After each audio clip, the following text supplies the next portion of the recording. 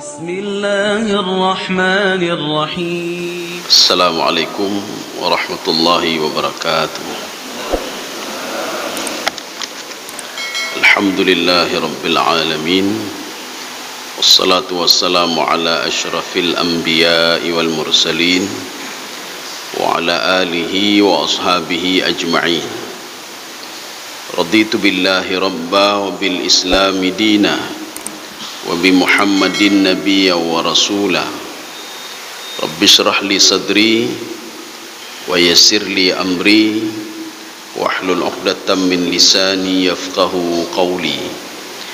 Allahumma ja'al jam'ana hadha jam'an marhuma wa tafarruqana min ba'dihi tafarruqan ma'suma. Kaum muslimin dan muslimat sidang jamaah subuh yang dirahmati Allah. Pertemuan kita terakhir, Jibril bertanya kepada Nabi Muhammad sallallahu alaihi wasallam. Jadi pertanyaan Jibril, fa akhbirni anis sa'ah. Jadi sa'ah yang dimaksud di sini, ceritakan saya hai Muhammad tentang hari kiamat ya Pak. Jadi sa'ah itu waktu. Kalau di dalam ilmu balaghah namanya jinas Pak. Jinas itu apa? Satu kalimat sama, sa'ah, sa'ah. Sa'ah itu artinya jam. Jam tangan, jam dinding itu sa'ah namanya. Hari kiamat juga sa'ah namanya Pak. Karena apa? Waktunya itu akan datang. Sebelum kita jelaskan rincikan, ada dua di sini yang disebutkan oleh Rasulullah sallallahu alaihi wasallam. Sebelumnya kita juga sudah membaca ada pendapat ulama-ulama, mereka membagikan tanda-tanda kiamat itu tiga. Jadi artinya kiamat itu memang ada. Manusia itu mati, kemudian nanti dibangkitkan oleh Allah Subhanahu wa taala, dan manusia dimintai pertanggungjawaban, itu hak itu benar. Maka pada pertemuan yang lalu kita sudah membahas ada tiga hal yang membuat hari kiamat itu memang ada. Yang pertama, aqsamun madat wantahat. Kejadian yang sudah terjadi pada masa lalu, baik itu disebutkan di dalam Al-Quran maupun disebutkan di dalam hadis. Artinya apa? Kejadian itu memang ada. Kalau kejadian dulu ada, berarti kiamat juga ada. Ya. Kalau kejadian Nabi Lut yang diangkat kampungnya Sadum oleh malaikat Jibril, kemudian dibalik lagi oleh Jibril, itu kejadiannya ada. Karena apa? Tidak ada satu orang pun sejarawan yang membantah tentang kejadian itu. Hanya orang membantah Al-Quran Pak. Tidak ada yang mengatakan kalau kejadian Fir'aun itu tidak benar. Tidak ada. Tidak ada satu sejarah pun yang mengatakan kalau Fir'aun tidak tenggelam di Laut Merah. Semua mereka sepakat Fir'aun tenggelam di Laut Merah. Ini dibuktikan ketika diotopsi Fir'aun, didapatkan di dalam tubuhnya pasir. Jarang ada di sungai itu pasir-pasir Pak. Bisa beda pasir laut sama pasir sungai Pak. Jadi artinya dia tenggelam bukan di sungai Nil, tetapi di Laut Merah. Ini namanya kelompok yang pertama, aqsamun madat wantahat, satu. Yang kedua, asyratun lam tazal tatadaddad wa huwal wusta. Ada yang kedua, kejadian dulu itu terjadi lagi masa sekarang Pak. Kejadian banjir dulu itu terjadi lagi sekarang. Gempa dulu itu terjadi lagi sekarang Pak. Maka gempa dalam Al-Quran itu ada berapa kali disebutkan oleh Allah. Gempa untuk kaum Ad, gempa untuk kaum Samud, itu disebutkan di dalam surah Al-A'raf. Fa akhadathumur rajfah. Kemudian ada yang ketiga, gempa yang menimpa kaum Madian karena mereka mengurangi timbangan. Kejadian masa lalu itu terjadi juga masa sekarang, tatajaddad. Jadi arti tatajaddad itu update ya. Kejadiannya ada. Kita baca di Al-Quran, gempa, jino naci gempa, banjir, jino naci banjir. Ini membuktikan kalau kiamat itu ada Pak. Artinya apa yang diceritakan di dalam Al-Quran, kalau Allah tadi kejadian tadi tidak bohong, apalagi kejadian hari kiamat ya. Ini yang kedua. Yang ketiga, asyratun kubra. Ada tanda-tanda besar ya. Jadi artinya tanda-tanda besar bagaimana? Takunu inda qurbi qiyamis sa'ah. Itu terjadi ketika mau dekatnya dengan hari kiamat. Maka banyak kejadian-kejadian aneh ya. Salah satunya apa? Itulah yang dua ini yang disebutkan oleh Rasulullah sallallahu alaihi wasallam. Sekarang kita lihat yang pertama. Ketika Jibril bertanya, qal fa akhbirni anisa'ah. Rasulullah menjawab, mal mas'ulu anha bi'a'lam minasail. Ya, ini kemarin itu pada pertemuan yang lalu kita sudah membahas. Kalau kita bahas makna secara lafdhiyahnya, maka akan membawa kepada pemahaman yang kita kurang paham. Sekarang pemahamannya begini. Jadi jangan kita lihat secara letterlek. Kamu wahai Jibril yang bertanya, kamu saja tidak tahu apalagi saya. Ya, ini Pak maknanya. Kamu saja tidak tahu apalagi saya. Jibril yang hidup pada alam gaib tidak tahu bagaimana hari kiamat, apalagi Nabi Muhammad sallallahu alaihi wasallam. Tetapi Nabi Muhammad sallallahu alaihi wasallam mengatakan begini. Oh ya, ditanya oleh Jibril lagi. Qal fa akhbirni an amaratiha. Coba engkau beritahukan ya Muhammad bagaimana tanda-tanda kiamat. Karena Rasulullah SAW pernah mengatakan begini. Hari kiamat dengan hari ditiup sangkakala itu, hari aku dilahirkan dan hari kiamat itu ditiup sangkakala itu seperti ini, kata Rasulullah. Beliau menunjukkan dua jarinya. Artinya begitu dekat sekali. Kalau perhitungan Allah 1000 tahun itu kan baru satu hari, Pak. 1000 tahun baru satu hari. Ini kalau tahun Masehi ini 2023, berarti 2 hari lebih sedikit, baru 2 orang. Kita jangan berpikir maka 2 hari better nego. Itu bukan lahirnya Nabi Muhammad, tidak. Nabi Muhammad kan setelah itu lahir, Pak, Masehi, Pak. 500 sekian tahun setelah Nabi Isa alaihissalam. Kaum muslimin sedang jemaah yang dirahmati Allah. Yang pertama, antalidal amatu rabbataha. Seorang budak melahirkan tuannya. Ini apa maksudnya ini, Pak? Jadi kita harus memahami begini. Ada 2 pemahaman ini, Pak. Yang pertama makna hakiki, yang kedua makna majazi. Ini untuk hadis ini.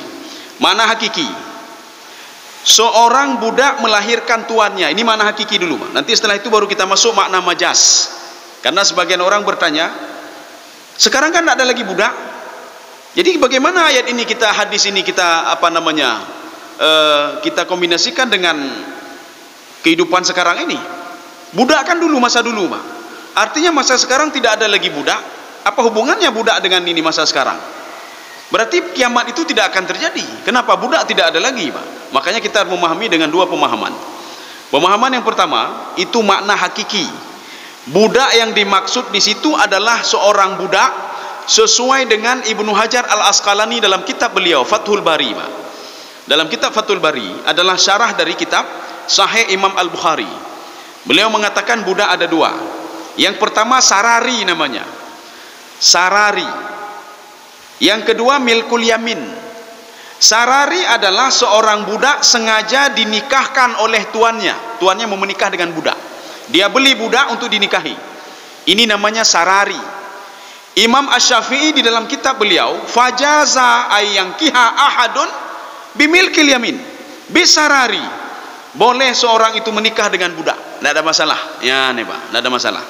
Ini namanya sarari, Pak. 1. Yang kedua milkul yamin. Milkul yamin adalah budak yang dibeli oleh seseorang dan dia itu bisa bergaul dengan budaknya, bisa berhubungan dengan budaknya. Ini namanya milkul yamin, hak penuh punya dia, Pak.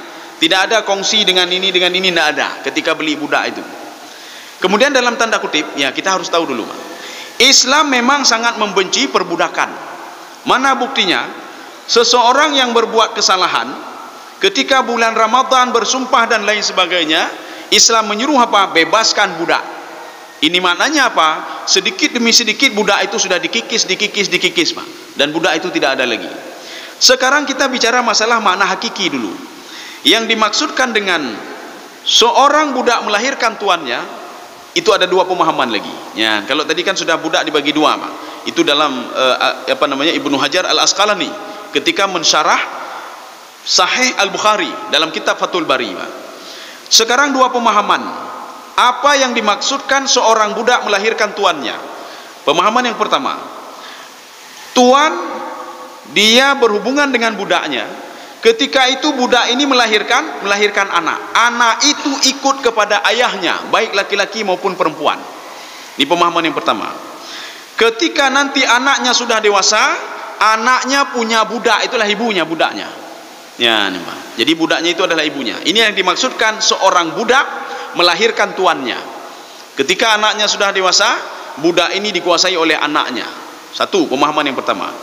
Pemahaman yang kedua, seorang budak yang melahirkan anak laki-laki atau perempuan, dia akan menjadi tuan bagi budak yang lain, bukan ibunya, budak yang lain. Ini pemahaman makna hakiki, Pak. Sekarang bagaimana dengan kehidupan sekarang? Jinukah hanale budak? Berarti menyoh hanale budak apa hanale uro kiamat? Nampaknya. Makanya pemahaman kalimat budak harus kita bawa ke makna majazi, Pak, bukan makna sebenarnya. Mana contohnya? Di dalam tafsir Ibnu Arabi, ketika beliau menafsirkan ayat, lakukanlah kebaikan-kebaikan, kata Allah Subhanahu wa taala. Falaqtahamal aqabah. Apa itu kebaikan ya Allah? Dijawab oleh Allah, fakku raqabah, bebaskanlah budak. Berarti kalau bebaskan budak, berarti hanya cocok ayatnya ke gedanya, Pak.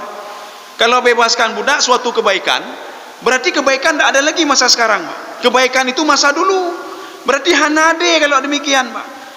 Ketika itu saya lihat di dalam tafsir Tabari, dalam tafsir Syaukani, kita dalam Fathul Qadir, dalam Al-Tabari, mereka semua sepakat kalau yang dimaksudkan fakku raqabah adalah budak makna majazi pada ayat tadi, Pak.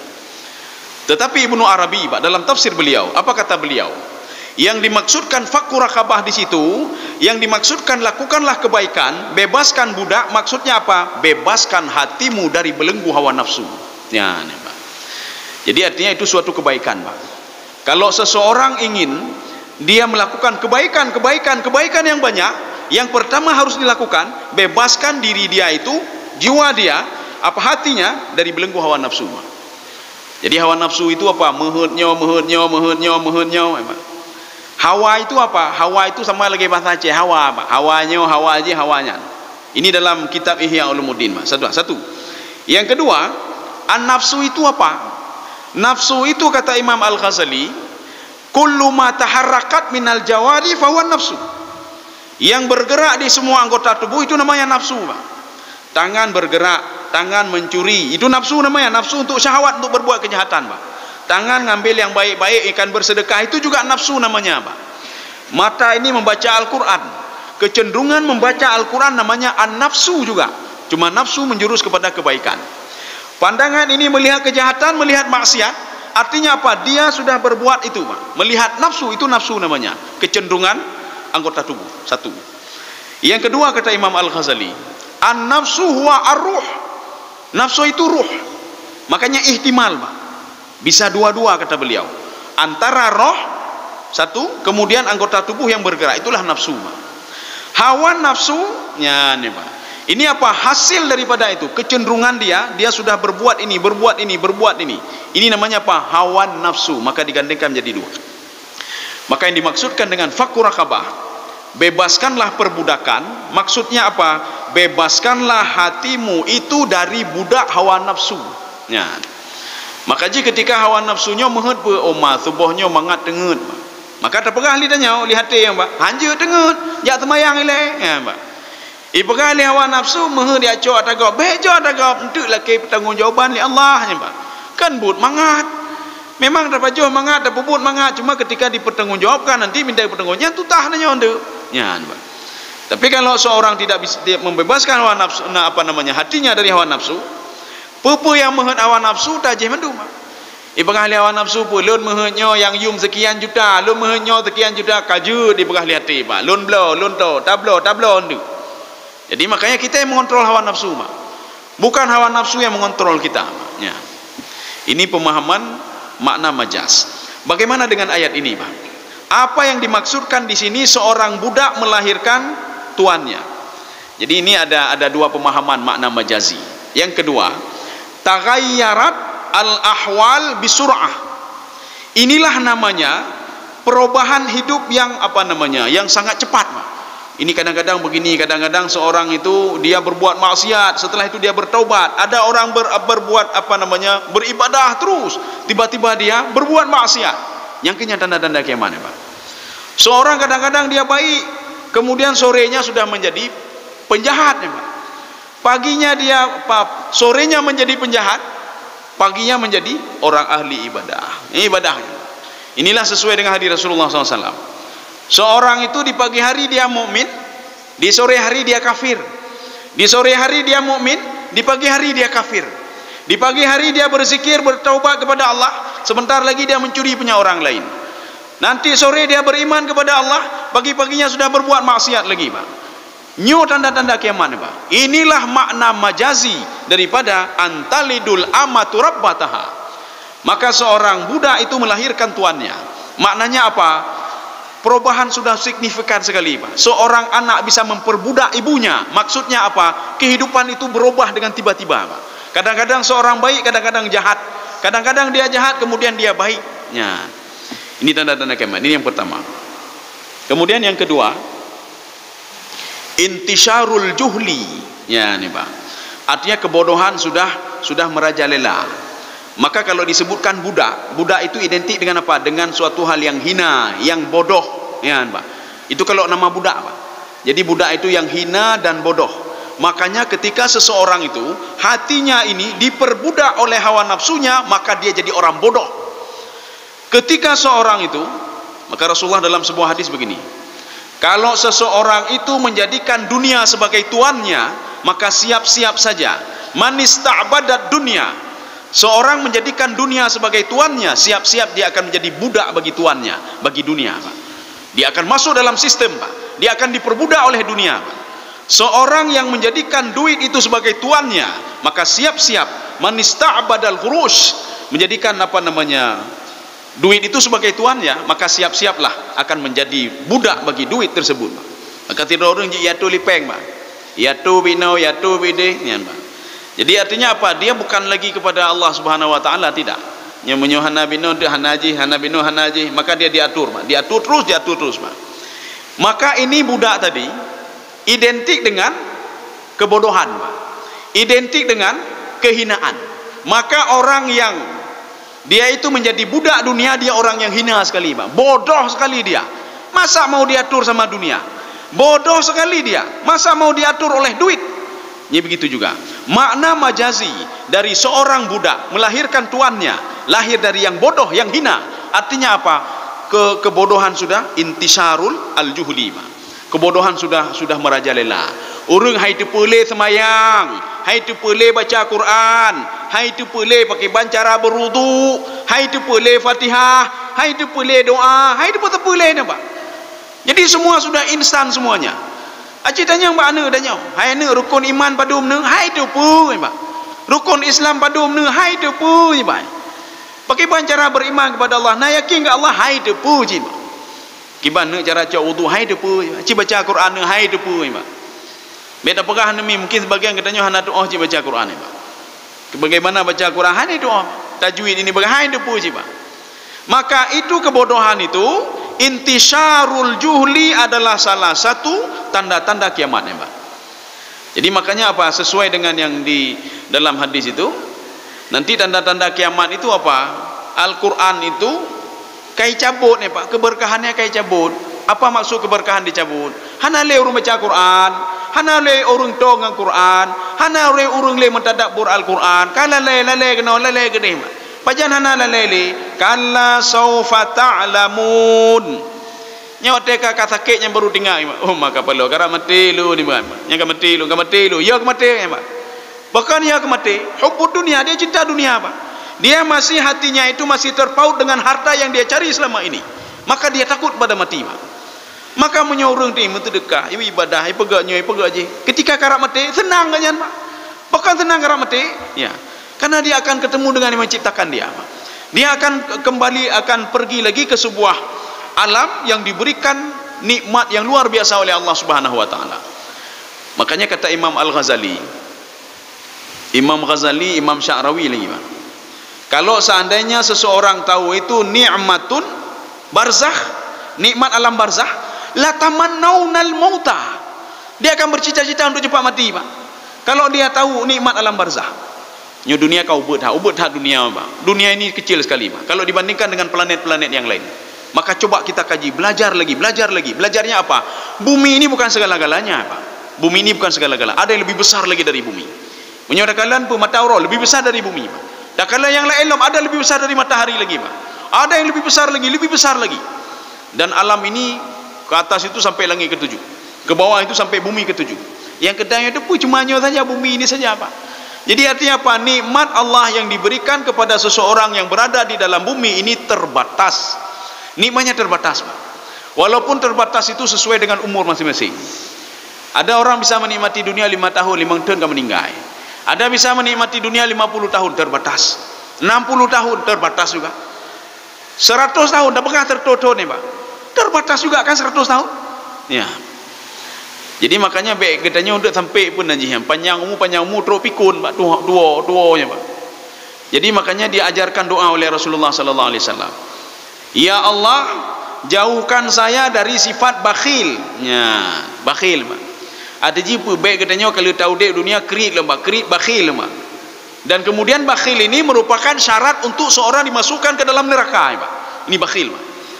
Dan sesuai dengan hadis Rasulullah, orang bakhil tidak bisa diberikan syafaat oleh siapapun, termasuk oleh anak kandungnya sendiri, termasuk Nabi Muhammad sallallahu alaihi wasallam, kecuali dengan izin Allah. Ya, ini, Pak. Ya Allah, jauhkan saya dari bakhil. Wal jubn.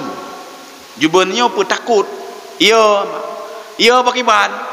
Ya untuk menyohana lon je ngan untuk get enggak nyan hana le gejo gaji lon, hana gejo nyale, hana gejo. Ya Pak, takut. Allah mengatakan takutlah kepadaku, kata Allah. Masalah rezeki takut kepadaku, masalah penyakit takut kepadaku, masalah musibah, mudarat dan lain sebagainya takutlah kepadaku, kata Allah Subhanahu wa taala. Maka supaya kita berdoa, ya Allah nepuji ulun dari tipu ya gundah takut. Nyo hana je pakiban bucoro pakiban nyo takut, Pak. Yang ketiga, jauhkan saya dari pikun, ya Allah. Pikun, Pak. Pikun nanti hendak tepu-tepuli nya, Pak. Jadi ada jipa kata tu'i bak pempes, kadang-kadang tak pegah apa gedro, kadang-kadang anu gedro hana tatu thole, bahkan tatanya gedro nanyo tholo ne, Pak. Bahkan ramai jino golong pikun ka pikun awai, Pak. Golong pikun ka pikun awai. Kibang golong pikun ka pikun, Pak. Jino naci kelompok yang bertanya pada orang lain, "Pu hana neturilo na?" Nya. Na neturilo? Nya ne, Pak. Adi te golong pikun ka pikun ro, Pak. Hai tu thorole, ya, Pak. Ya, jadi artinya apa? Kita berdoa kepada Allah bejit lagi urungnya nih, Pak. Jangan jadi seperti orang pikun, jangan jadi orang bakhil, orang pikun dan orang takut, ya, Pak. Ya. Maka kita berdoa kepada Allah Subhanahu wa taala, ya Allah nepu berkah umulun, ya Allah. Artinya apa? Kalau umur sebentar lagi, artinya apa? Dalam waktu sebentar itu berkah umur dan nyoba. Getanya mentang dah baca Quran, mentang dah semayang, nyadi baik pikun tadi, Pak. Mentang dah berdoa, dah semayang, baca Quran, dah beribadah, berinteraksi dan lain sebagainya, masih bisa berbuat kebaikan. Akhirnya dah berdoa kepada Allah. Berdoa supaya diberkahi umur. Kan panjang umur, kepu panjang umur. Kepu panjang umur kalau pada akhirnya seorang itu tua dan pikun, hai tepuli. Ya, nyo tanda-tanda kiamat artinya, Pak. Artinya kebodohan itu sudah merajalela. Orang itu tidak hanai permenli masalah agama, hanai permenli agama, Pak. Ya. Makanya kita harus tahu juga, kecerdasan itu kan dua, Pak. Kecerdasan intelektual dan kecerdasan spiritual. Kalau masalah agama itu semua menjurus kepada spiritual, Pak. Kalau masalah dunia dan lain sebagainya itu intelektual. Intelektual, Pak. Maka dua kecerdasan ini, ya, Pak. Kita akan lebih mengunggulkan nyoile, Pak. Kecerdasan intelektual, Pak. Tak perlu anu pakai ban cara mitapeng. Tak perlu anu pakai ban supaya bisa menguasai dunia, Pak. Tak perlu anu pakai ban cara hai anu nemurno, Pak. Itanya yang lain kepu, Mak, supaya mentemepeng jai nu. Supaya jadi pimpinan proyek nu. Makanya ketika anak sudah menjadi pimpinan proyek, anak sudah hebat di luar negeri, Pak, kerja di luar negeri, Pak. Tak pernah bago anu lu hebat tat ka anu lu. Betul hebat anu ron, Pak. Intelektual dia hebat, Pak, tapi spiritual dia tidak hebat. Hai depu agama, ya, Pak. Dia tidak pandai secara agama, Pak. Waktu katanya meninggal dunia, memayat katanya hang kejumat, ya, Pak. Bagaimana hebat anak ini, Pak? Tidak pernah hebat anaknya, Pak. Ketika kita meninggal dunia mendoa haji doa ke katanya, Pak, ya. Apa juga hebat anak ini, Pak? Hebat dia secara intelektual tapi secara spiritual tidak ada, Pak. Anda katanya hebat tapi hanai semayang. Anda katanya hebat tapi krit. Anda katanya hebat, Pak. Tetapi apa? Akhlak hana, Pak. Hana akhlak, Pak. Ya. Tetapi hasad, dengki dan lain sebagainya penyakit-penyakit hati, Pak. Maka oleh karena itu, hilangnya kecerdasan spiritual adalah salah satu tanda-tanda datangnya kiamat. Yang kenyan, Pak. Urang hanai permenlenya, Pak. Yang permen putak permen, Pak. Makanya ketika otak yang dia ini kan, ketika dia bersedekah dia pikir-pikir dulu, Pak. Itu mikir, Pak. Kapalo kabeh penglun. Orangnya kata juta habis pelu. Kali-kali pak kapalo. Nyanyi orang cerdas intelektual pak. Tapi kalau dia cerdas spiritual pak, ketika dia berinfak bersedekah, apa yang dia pikirkan? Allah akan gebalahnya. Nyo sebagai saham saya setelah hidup setelah mati saya. Ketika dia beribadah, dia akan pikir apa? Ini saham saya. Ibadah saya setelah hidup setelah mati pak. Tapi kalau orang mikir-mikir pak, main kali-kali, itulah cerdas spiritual ya pak. Cerdas intelektual. Ketika salat, habis wate dah semayang. Kemudian abih wate dah baca Quran. Abih wate katanya taduk dah tadabbur, abih wate katanya. Kalau kita habiskan waktu 1 jam, kalau kita kerja kata dia apa? Itu dapat duit sekian ratus juta. Kalau kita duduk 2 jam, 3 jam kita baca Al-Quran dalam majelis ilmu, ini orang cerdas intelektual, maka rugilah hidup ini kata dia. Ya. Maka dalam 1 detik itu duit, 1 detik duit saja, Pak. Ya pikir peng saja lah ulai, Pak. Ini orang cerdas intelektual, Pak. Tapi spiritualnya tidak. Makanya Rasulullah sallallahu alaihi wasallam, dakwah Rasulullah yang pertama apa? Untuk mencerdaskan kembali spiritual. Walaupun spiritual sudah dicerdaskan oleh Rasulullah, ini akan kembali kepada nol lagi, Pak. Orang itu tidak cerdas lagi spiritualnya. Maka itulah tanda-tanda kiamat. Keberkahan Al-Quran tidak ada lagi. Maka nanti kalau kita memahami begini dalam sebuah hadis, nanti huruf-huruf Al-Quran diangkat oleh Allah. Apa maksud diangkatnya, Pak? Apakah huruf-huruf ini bergerak, Pak? Kita memahaminya secara makna majazi. Artinya apa? Keberkahan Al-Quran tidak ada lagi, Pak. Orang hanai baca Al-Quran. Walaupun dibaca Al-Quran, orang baca Al-Quran itu ada 3 kata Rasulullah. Al-Mu'min, Al-Munafi', Al-Fajir. Orang membaca Al-Quran ada 3. Yang pertama mu'min, yang kedua munafi', yang ketiga fajir. Sahabat bertanya, ya Rasulullah, kenapa ada 3 ya Rasulullah? Wama mu'min, wama munafi', wama fajir. Dijawab oleh Rasulullah, al-mu'min wa huwa mu'minun bihi. Ada kelompok pertama, orang itu mukmin, dia yakin ketika dia baca Al-Quran, dia yakin apa yang ada di dalam Al-Quran. Ini kelompok pun ya, Pak. Jadi apa yang dibaca tentang kaum Thamud, dibaca tentang kaum Madian, jangan kurangi timbangan. Kalau kamu kurangi timbangan, lumpa gempa kata Allah ya, Pak. Saya berikan azab mereka, maka tersentuh hatinya umat, baik temengegop, baik lempubutnya, baik lempubut je, ya, Pak. Ini yang pertama ya, Pak. Artinya dia yakin, maka dia merubah dirinya, Pak. Kemudian yang kedua, al-munafi' wa huwa kafirun bihi. Yang baca Al-Quran orang munafik. Kenapa munafik? Dia baca Al-Quran tapi tidak yakin apa yang ada dalam Al-Quran. Hanya yakin, Pak. Ketika dia baca azab begini-begini, panenanya kah cerita jamunnya, ya, Pak. Ketika disebutkan dalam Al-Quran tentang hari kiamat dan lain sebagainya, alah ada perumuh ni, Pak. Ketika disebutkan masalakakum fi sakar, qalu lam nakun minal musallin. Kenapa masuk neraka sakar? Karena tidak salah. Alah panenanya, hana beti. Ya, ini kelompok kedua. Kelompok yang ketiga, fajir. Fajir ini orang pembuat dosa, Pak. Nanti kita akan lihat kita masuk kelompok yang kemana dari 3 itu, Pak. Mudah-mudahan kita berdoa kepada Allah, ya Allah, ni pertama lu kelompok apa ni Allah? Kelompok yang baca Al-Quran dan terus beriman kepada apa isi Al-Quran. Ini kelompok kelih, kelompok parah ni, Pak. Kelompok kelih namanya fajir. Fajir itu apa? Ya'kulu minhu. Dia cari makan dengan Al-Quran, Pak. Cari sumber kehidupan dia di Al-Quran. Menyohana alihnya hana apa yang hana tepu-tepu kanyan, Pak. Artinya apa? Dia baca Al-Quran bukan gara-gara apa? Gara-gara apa? Gara-gara untuk kehidupan dia di dunia, Pak. Ya, nih, Pak. Ini kelompok fajir namanya. Fajir itu pembuat dosa. Maka kita berdoa kepada Allah supaya masuk kelompok pertama, jangan masuk kelompok kedua dan kelompok yang ketiga. Sudah, ini syarat yang pertama, tanda-tanda kiamat. Sekarang tanda kiamat yang kedua. Wa antara al-hufata al-urata al-alata ri'a al-syah. Ya, ada 4 ini, Pak. Jadi kamu melihat, wahai Jibril, kamu nanti akan melihat al-hufah. Hufah ini apa? Ada seorang tidak punya sendal tidak ada dia. Wal urah, baju tidak ada, mungkin dengan celana saja, Pak, khusus menutup aurat saja. Al-alah, orang fakir miskin lagi dimaksud, fakir miskin. Yang keempat, ri'a asyah, dia itu seorang pengembala kambing. Ya, nih, Pak. Jadi ada sifat itu. Yang pertama, tidak punya sendal, tidak punya baju, dia fakir, pengembala kambing lagi. Yatatawaluna fil bunyan, berlomba-lomba mereka dalam buat bangunan. Perempuan naik pegak oh lom pegak manyang lom. Ini makna hakiki, Pak. Kita harus memahami dengan dua makna. Yang pertama makna hakiki. Makna hakikinya apa? Ada seseorang yang dia fakir, dia itu miskin, tidak punya sendal, tidak punya baju, kemudian dia seorang pengembala kambing, tiba-tiba kaya mendadak. Ya, ini, Pak. Ini makna hakikinya, Pak. Dan mereka itu berlomba-lomba, Pak, dalam membuat bangunan. Sekarang pertanyaannya, apakah tidak boleh kaya? Apakah tidak boleh seorang pengembala kambing tiba-tiba kaya? Jadi makanya harus kita pahami begini. Ini pemahaman pertama ya, makna hakiki, Pak. Boleh. Yang dimaksudkan Rasulullah di sini, seseorang itu menjadikan dunianya seorang pengembala kambing karena apa? Hati tidak cerdas tadi, Pak. Yang cerdas cuma intelektual saja. Hati hanya cerdas li, Pak. Makanya dia itu seorang pengembala kambing, seorang yang fakir, seorang yang tidak punya sendal, tidak punya baju, dia itu menjadikan kaya mendadak dan menjadikan dunia di hatinya, Pak, bukan di tangannya. Ya, nyo kajut penajih dunia bah hati, maka dia ibadah sudah tidak mau lagi. Kabeh ibadah. Kenapa? Dunia sudah di hatinya, Pak. Ketika bertentangan antara ibadah dan hatinya, Allahu Akbar, azan, Pak.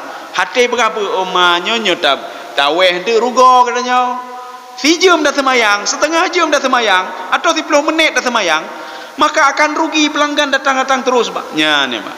Ini maknanya apa? Dia sudah menjadikan dunia itu di hatinya, Pak. Harta itu di hatinya, Pak. Makanya kenapa dalam kitab tasawuf di situ disebutkan orang yang paling kaya dan paling zuhud itu adalah Utsman bin Affan. Ya, bukan paling zuhud, padahal dia kaya luar biasa, Pak. Apakah orang kaya tidak bisa zuhud? Bisa, bahkan lebih bagus lagi, Pak. Yang dimaksudkan dengan Utsman orang paling kaya dan paling zuhud, Utsman kekayaan itu di tangannya, Pak. Dan akhirat itu di hatinya. Makanya ketika dia hilang ladangnya untuk diinfakkan di jalan Allah, besok cari lagi pututah dema, ya, pututah. Oh tinggal mentemenyo gadah lah, mi dalam pututah dema. Oh nyo ka azan temayang hana apa rugo ya, Pak. Hana bupul tinggal mi dalam. Dan kita tidak teringat yang memberi rezeki, kita yang teringat kepada rezeki saja, Pak. Nyo menyo tajak temayang pelanggan-pelanggan hana lain, kai preh pelanggan ini. Getanya hana terbayang, Pak. Yang jo rezeki adalah Allah. Kalau tiba-tiba dihancurkan tempat kita, Pak, tempat getanya kita mampu pencuri dalam 1 detik habis semuanya, Pak. Habis mendum, modal habis mendum, Pak. Ya, nih, Pak. Kaum muslimin sedang jemaah yang dirahmati Allah. Jadi makanya yang dimaksudkan di sini apa? Seorang dia dari miskin kemudian kaya tiba-tiba, dia itu menjadikan dunia itu di tangannya, di dunia itu di hatinya, bukan di tangannya, Pak. Ya. Jino getanya kata balik. Dunia itu di tangan, dunia itu di hati, kemudian akhirat di tangan. Ketika hana dah semayang, alah duk pajang-pajang je dah semayang duk ya nembah. Ketika seorang tidak berbuat baik, alah pajang-pajang dah taubat mentang duk ya nembah. Seakan-akan apa? Enak sekali, Pak. Buat maksiat itu enak sekali, Pak. Kenapa? Entuk jadi pebut. Inilah orang yang menjadikan dunia itu di hatinya, akhirat itu di tangannya. Tapi menyo masalah dunia, karena dunia sudah di hati tadi, Pak. Gadah apa yang bacu nyai pedemulah hati, Pak. Oh ma kepala ulun.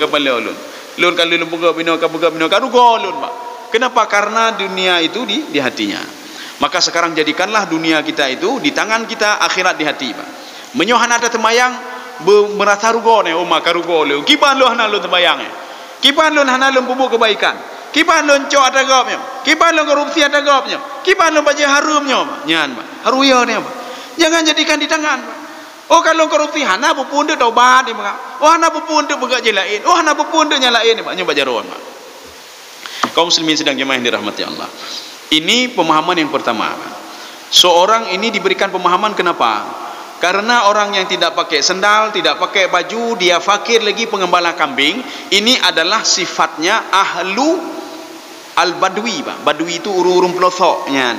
Urung pelosok yang hanya tepu-tepu, tiba-tiba mereka sudah menjadi bangsawan, dan ketika itu apa? Mereka jadikan dunia itu di tangan mereka, Pak. Semayang katuo, ibadah katuo, mandung katuo, ya, Pak. Ya.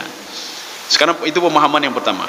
Pemahaman yang kedua, kita memahami hadis ini secara makna majas, bukan makna sebenarnya. Bahkan pengarang mengatakan bukan majas tapi kinayah. Nyantap bacut tahu lah, Pak. Bacut tahu, Pak. Kinayah, majas, bacut tahu, Pak. Ini maknanya apa? Taghayyarat al-ahwalu bisur'atin. Perubahan-perubahan yang signifikan. Perubahan signifikan, Pak. Dulu anak-anak itu habis maghrib idu irumah baca Quran jino hanale habis maghrib ya petak alehoi jai ba untuk subuh balik nyan ba nyan tanda-tanda kiamat. Ini memahami makna majas. Dulu seorang ibu itu tidur ibu dikasihani tapi sekarang tidak lagi pak. Icok mak ibu duba pantia Tuhan.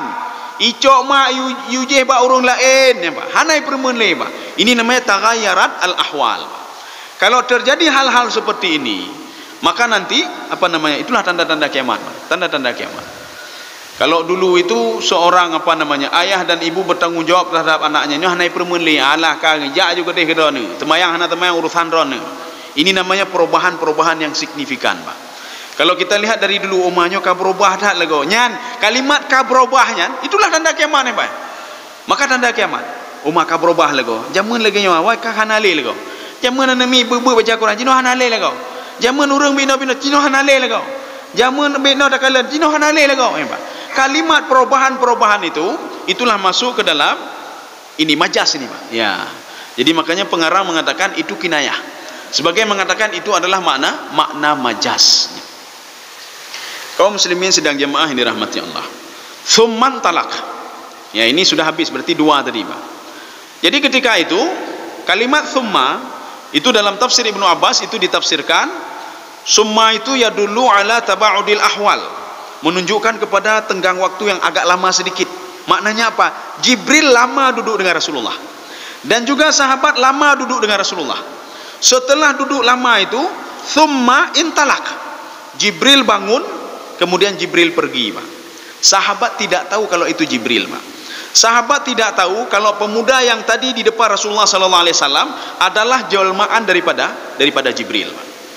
Karena begini, bukan Jibril saja, Jibril bisa berubah wujud menjadi manusia. Iblis juga bisa berubah wujud menjadi Jibril. Iblis, Pak. Maka ji menyonaur, menumpuk Jibril ibagah, Pak. Lu menumpuk Jibril. Gepegah li Jibril ron adalah rasul terakhir. Nya iblis, Pak. Iblis, Pak. Kalau istilah di dalam tafsir Al-Baidawi itu namanya syaitanul abyad. Syaitan putih. Nya, Pak. Syaitan putih. Jadi arti syaitan putih ke urung putih ke macam putih kan, Pak. Artinya namanya saja, Pak. Namanya syaitan putih. Yang dimaksud syaitan putih adalah pada masa Rasulullah, waktu itu syaitan berubah wujud menjadi Jibril dan dia mendekati Rasulullah. Dia ingin mengecoh Rasulullah kalau apa yang diucapkan oleh syaitan itu adalah Al-Quran. Karena Rasulullah cuma percaya kepada Jibril saja, Pak. Ketika turun Al-Quran, Rasulullah langsung berdialog dengan Jibril. Jibril ada ayat Al-Quran, ada apa?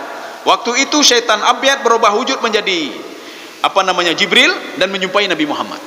Rupanya apa? Rasulullah kan dijaga, Pak. Dijaga oleh malaikat hafadah. Malaikat hafadah mengatakan, ya Muhammad, itu bukan Jibril. Dia adalah syaitan abyad. Dia adalah iblis, Pak. Maka ketika itu iblis langsung pergi, Pak. Ya. Jadi artinya apa? Ada iblis bisa berubah wujud menjadi Jibril. Makanya yang pegah namanya Lun sebagai rasul terakhir, apa? Kamu tanya yang kibar rasul terakhirnya. Ini seperti ada 3 tahun atau 4 tahun yang lalu, Pak. Ada seorang tengku itu kami di MPU kami amankan, Pak. Pertama diamankan oleh Polsek. Ketika itu dia bawa ke MPU. Karena saya adalah Komisi C, Pak. Komisi C itu menangani masalah akidah, masalah ajaran sesat dan lain sebagainya, masalah dakwah. Maka waktu itu saya tanya kepada beliau, Tengku, drone-nya so Tengku? Ya, Mak. Jauh li Tengku ya, Mak. Lun rasul terakhir. Apa lo dan Tengku? Mana buktinya, Tengku? Lu tanya yang buktinya. Mana buktinya? Saya sudah ketemu dengan Allah 7 kali. Hebat hal Tengku. Yang ke-7 apa, Tengku? Di Sidratul Muntaha, Pak. Yang pertama saya ketemu dengan Jibril, Pak. Oh, yang kan Jibril Tengku lah, Pak. Nya iblis Tengku. Ya, nya iblisnya. Tengku nak lalu Tengku, Pak. Umur beliau ada 60 sekian tahun, Pak. 65 tahun, Pak. Tengku nak lalu muka lalu Tengku. Dia lihat muka saya tunduk loh, Pak. Itu iblis, Tengku. Tidak ada rasul terakhir. Don yakin ke Nabi Muhammad, Tengku? Yakin. Jadi puji dengan rasul terakhir.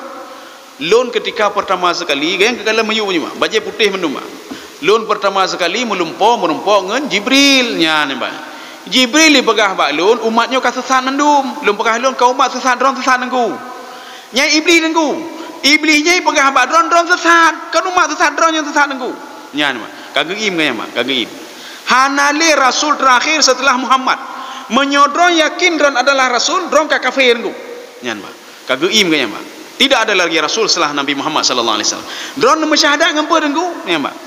Asyhadu an la wa anna Muhammadar rasulullah. Nya kenyan dengku rasul terakhir ku. Hanale rasul telah nyan dengku. Ya, nabi-nabi hanale dengku. Ya. Inilah yang diakui oleh apa namanya? Eden siapa tu? Ya. Jadi beliau mengatakan ketika saya sedang bermain musik, dia pemusik Pak, main musik tiba-tiba subuh-subuh datang Jibril. Nyan kan Jibril yan Pak. Nabi Muhammad saja didatangi oleh iblis yang berubah wujud menjadi Jibril, apalagi umat-umat lagi kita nyaw. Yang belum pada lo menumpu Jibril Pak. Mewahyukan ini lontan yang tah kitabnya. Dia kasih nampak kitab-kitabnya Pak. Nyo kitab. Hai apa kitabnya ile Pak? Kitab apa ini? Sekarang begini saja tengku. Nyodron ya wa kampung deh. Lu mengahi wa kampung Pak. Kalau nanti sekali lagi terjadi, kami tidak mau tahu kalau ada masyarakat nanti macam-macam sama tengku. Nyan Pak. Karena alih pupui pegali masyarakat ni Pak. Termasuk nak kaita tempat ganyan Pak. Kaita ke balik long baru salong kalau kamu rumpok long ganyan Pak. Kapal lo kana long ganyan Pak. Akhirnya beliau itu kami titip ke Wilayatul Hizbah. Lu pekah lu mino, netulung siat apa namanya diberikan sosialisasi lah, pencerahan. Jadi ketika itu dimasukkan konsel selajina tempatnya. Waktu diberikan pencerahan apa? Urang yang wehai telefon lon oma, kan lon yang jok pencerahan, pencerahan ke kamu Pak. Kai ceramah kamu Pak. Kapal lon, ya katutah lawan. I telefon lon, hai ni jak keno, hai lon jak lon maka. Tugas kami sudah selesai. Hai lon jak lon. Nya nuruh lewat ron, nyohanan nupelah juga deh. Yo kampung deh. Nya ne Pak. Kaum muslimin sedang jemaah yang dirahmati Allah. Jadi ini begitu juga. Tsumman talak. Jibril setelah berubah wujud menjadi manusia, kemudian dia pergi Pak. Intalak maksudnya apa? Bangun, berpaling dari Muhammad dan pergi entah ke mana. Itu intalaka. Falabithna maliyan.